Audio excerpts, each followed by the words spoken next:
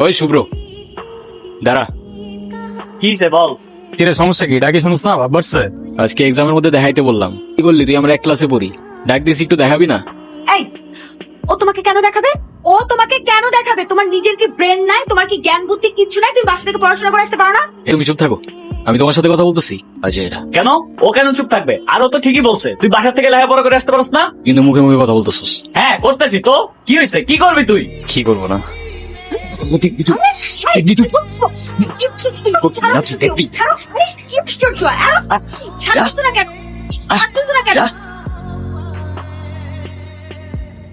বেয়াদব ছেলে, রাস্তাঘাটে গুন্ডামি শুরু করছো? বস্তির ছেলে কোথাকার! আরে তোমার তো দেখতেই বোঝা যায় যে তুমি একটা বস্তির ছেলে, পোশাক আশাক সবকিছু বস্তির ছেলে।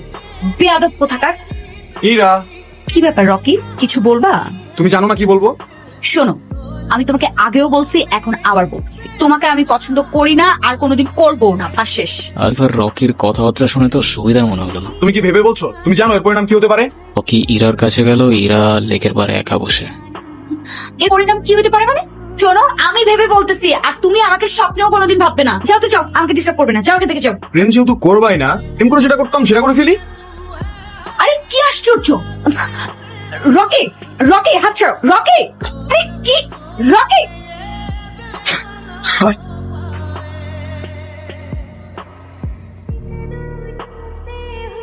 তোর সাহস কত বড়? কি হইছে?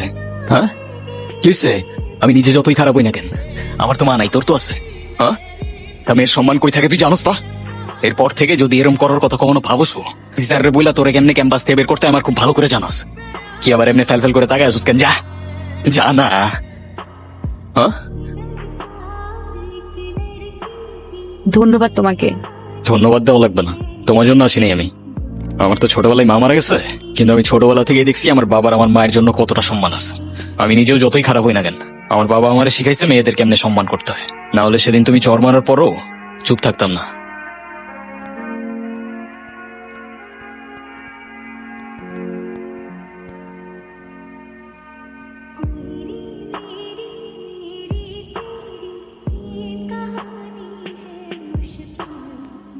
এই হিমু, শোনো না। কি হয়েছে? তুমি আমার রাস্তা আটকাচ্ছ কেন? তোমার সাথে আমার কোনো কথা নাই। আচ্ছা, তুমি এরকম রেগে যাচ্ছ কেন? সেদিনের ব্যবহারের জন্য আমি এক্সট্রিমলি সরি। সরি? তুমি আমার কাছে মাপ চাচ্ছ কেন? তুমি কোনো দোষ করছো? এই শরতে তোমার সাথে কোনো কথা বলার ইচ্ছা নাই আমার। আরে শোনো না, প্লিজ আমাকে এবার মতো ক্ষমা করে দাও। আমি না বুঝে ভুল করে ফেলেছি। সরি বললাম তো, সরি। আচ্ছা ঠিক আছে, মাফ করলাম। আচ্ছা ঠিক আছে, আমরা এখন ফ্রেন্ডস। আচ্ছা, ফ্রেন্ডস।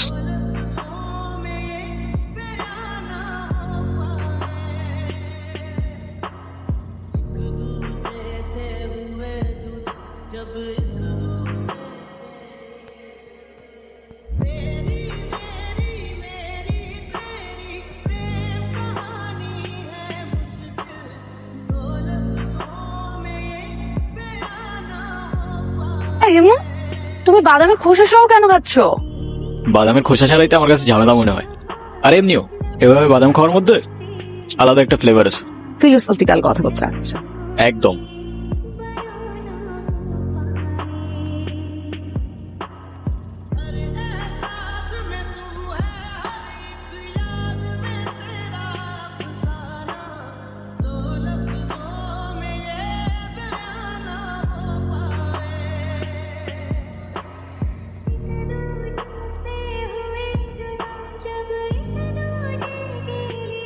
প্রিয়জন তোমায় বোঝা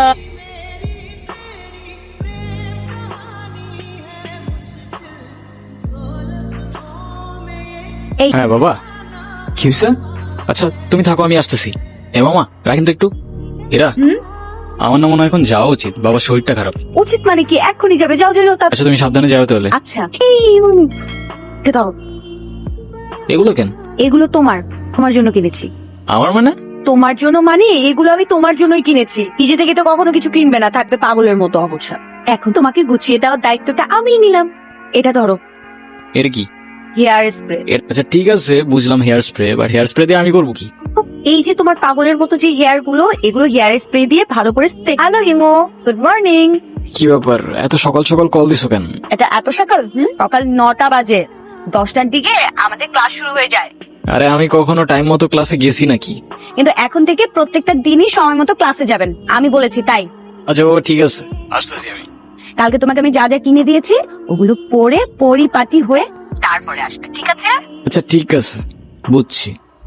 এখনো তুমি কিছু বোঝোনি। শোনো, কালকে তোমাকে যে হেয়ার স্প্রেটা দিয়েছি না, ওটা দিয়ে ভালো করে হেয়ার গুলোকে সেট করে ভার্সিটিতে আসবে। তুমি যদি আবার ওই এলোমেলো চুল নিয়ে ভার্সিটিতে যাও তাহলে কিন্তু তোমার খবর আছে, দেখো। হ্যাঁ বুঝছি। আচ্ছা হিমু, তুমি কি কাউকে ভালোবাসো? না ভাই, এসব ভালোবাসাটা আসে আমার দিয়ে হবে না। প্লেটোর মতো আমারও মনে হয় love is a serious mental disease.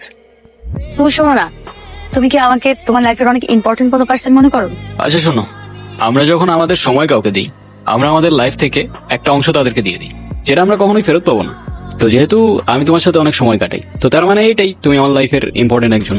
কিরে, ইরা কইরে দেখছিস তোরা? কই, আমরা তো এখানে অনেকক্ষণ যাবত বসে আড্ডা দিচ্ছি, এরাকে তো দেখিনি। আচ্ছা থাক, তোরা দেখেছি আমি।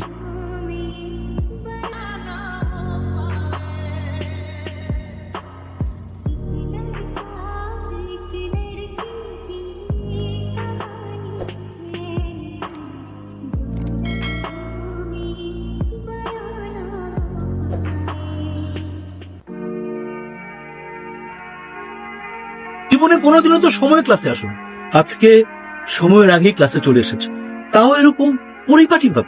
একটা অসম্ভবকে আজ সম্ভব হতে দেখলাম।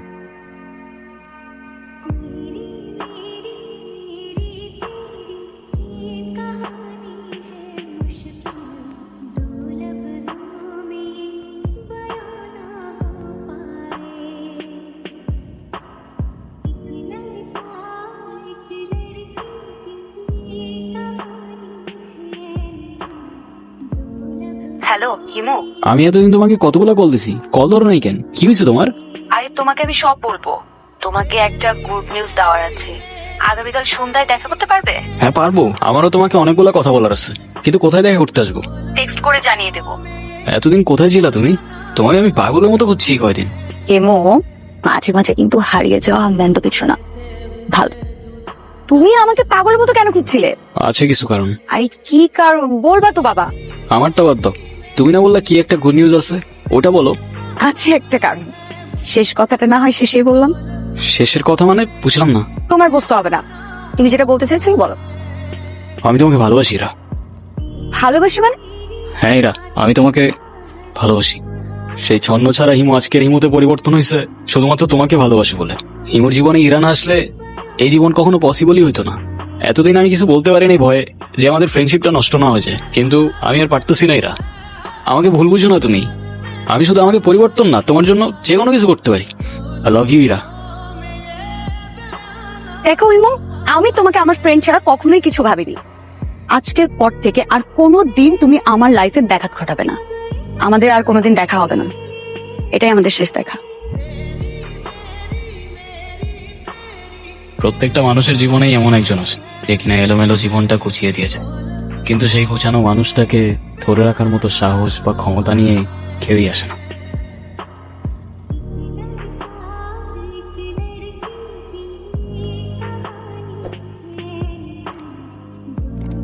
শহর ছাড়া অন্য শহর উড়তে চায় না। ও ও না বললে কি আবার একটু বুঝে। ওদিকে তাকিয়ে কি দেখছো? এটা একটু ধরো তো। কি এটা? বাদাম। বাদাম তো তোমার ভীষণ পছন্দ, তাই নিয়ে আসলাম। তাও খোসা ছেড়েই দিই। ও সরি, আমি তো ভুলেই গিয়েছিলাম, তুমি তো খোসা সহ বাদাম খেতে পছন্দ করো।